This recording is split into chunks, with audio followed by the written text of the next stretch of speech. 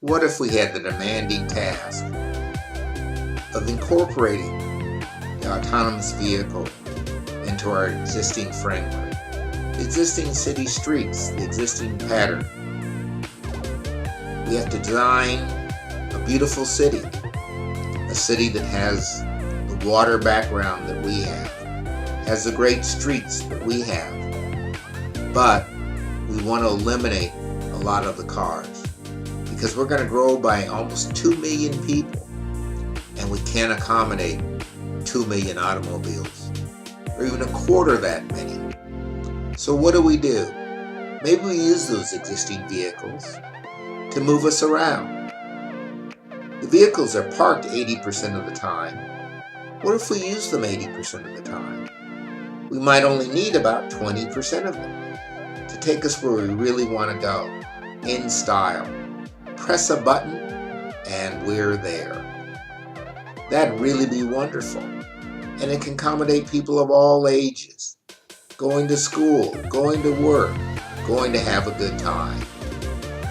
And the driver is one we can trust because this driver has a good vehicle, good tires, and good background. So let's start designing this new place, this new city, just around the corner.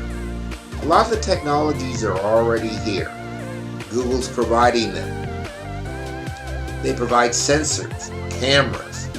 These things are pretty obtrusive right now, but they don't have to be in the future.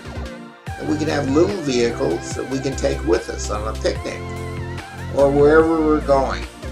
Get us through that traffic quickly and easily with fewer of these things on the road. So small, so convenient, so easy to move that we can put our children in them, put our grannies in them, put almost anybody in them.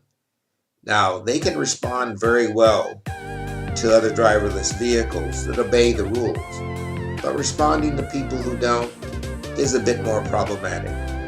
Almost 1 million people a year die in automobile collisions around the world. But if we cut that by 90%, because the vehicles don't go to sleep, they're pretty smart, and they can get you where you want to go. So if we could do that, we'd probably buy it. Right now, aircraft are pretty high up in the air, and they do fall sometimes, but we don't mind them. But our real adventure is that mile to 2 miles or 2 or 3 kilometers between the train tracks and our home. And that might be accommodated by vehicles like this that run on guideways so that you really don't have to worry about the driving nor the bad driver. And it keeps you out of the rain and keeps you out of the sun. These things can be pretty good looking and they can work pretty well in almost any conditions, on any street or any road. They'd be no different than our existing buses. As a matter of fact, they might even share the roadway with those existing buses or with bicycles and other vehicles. And maybe this liberates us from taking Granny and Grandpa to the doctor and taking the kids to the school. These would be interesting possibilities. How do we explore them in real time and make small incremental changes so we can accommodate them in a very big, bustling, growing city? It really means we have to think about how we're using the entire city.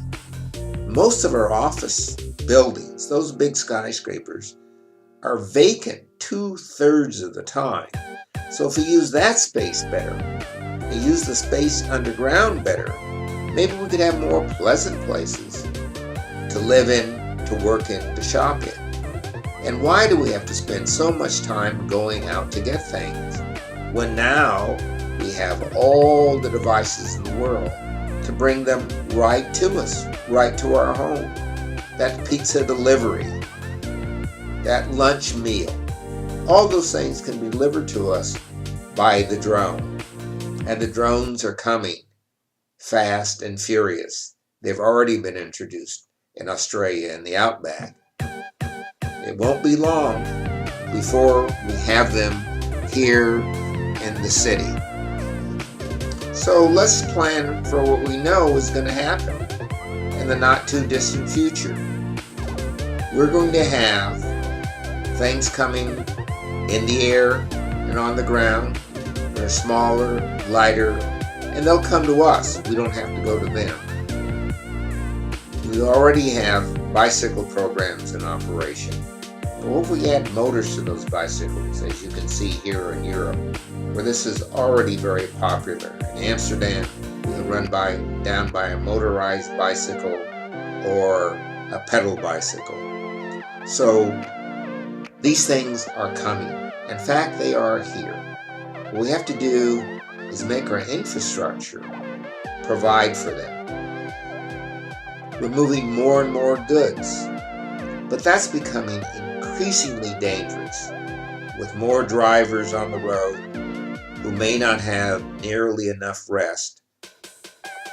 In Europe, the convoys are already here with only one driver and front vehicle, optimizing the speed and directions of the vehicles. So the day is here where we have almost all of the technology in place. What we don't have is our cities in place, so they can optimize the use of these techniques and technologies. That is the bigger trick. If this is done in a piecemeal fashion, it may not work very well. But if we take the time to integrate all forms of small, medium, and large transportation into a network where we can utilize all forms of technology, including our smartphones, to call the equipment we need. We don't need to own this motorized cycle. We can order it out and use it and take it to a location, or even just drop it where we want and have it located for another user. Now, what will this mean? We'll have a lot of open space underground. We might use that space to store things. We seem to have a habit of cluttering up all kinds of space, but that underground space might be used for gymnasiums. It might be used for storage now that we're living in smaller apartments.